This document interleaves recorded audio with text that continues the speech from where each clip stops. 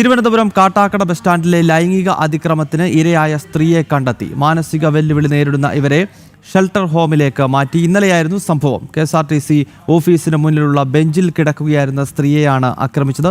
വിശദാംശങ്ങൾ KB ശ്യാമപ്രസാദ് നൽകും. ശ്യാമപ്രസാദ്, വളരെ ഞെട്ടിപ്പിക്കുന്നതായ ഒരു സംഭവമാണിതെന്ന കാര്യത്തിൽ സംശയമില്ല. എപ്പോഴാണ് ഈ സ്ത്രീയെ കണ്ടെത്തിയത്? ഈ വിഷയത്തിൽ പോലീസ് നൽകുന്ന വിശദീകരണം എന്താണ്?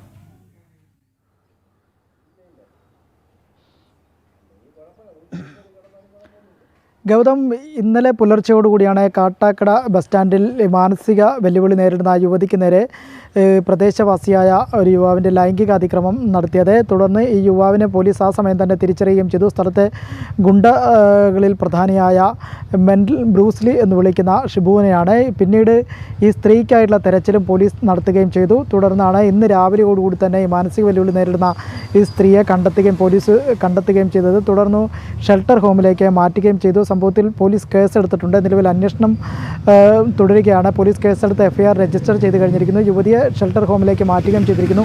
ഇവർ കഴിഞ്ഞ ഏതാനും നാളുകളായി കാട്ടാക്കട ബസ് സ്റ്റാൻഡ് പരിസരത്ത് ഇത്തരത്തിൽ താമസിക്കുന്ന അല്ലെങ്കിൽ ബസ് സ്റ്റാൻഡ് പരിസരത്ത് കഴിയുന്ന ഒരു സ്ത്രീയാണ്. അവരിലാണ് കഴിഞ്ഞ ദിവസങ്ങളിൽ ഇത്തരത്തിൽ ഇന്നലെ പുലർച്ചയോടുകൂടി തന്നെ ഈ ലൈംഗിക അതിക്രമം ഈ യുവാവ് നടത്തുകയും ചെയ്തത്.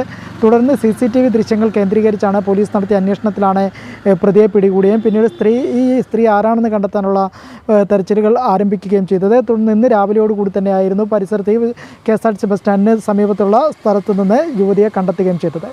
ഗൗതം, ഓക്കെ. KB ശ്യാമപ്രസാദാണ് വിശദാംശങ്ങളുമായി തിരുവനന്തപുരത്ത് നിന്നും ചേർത്ത്.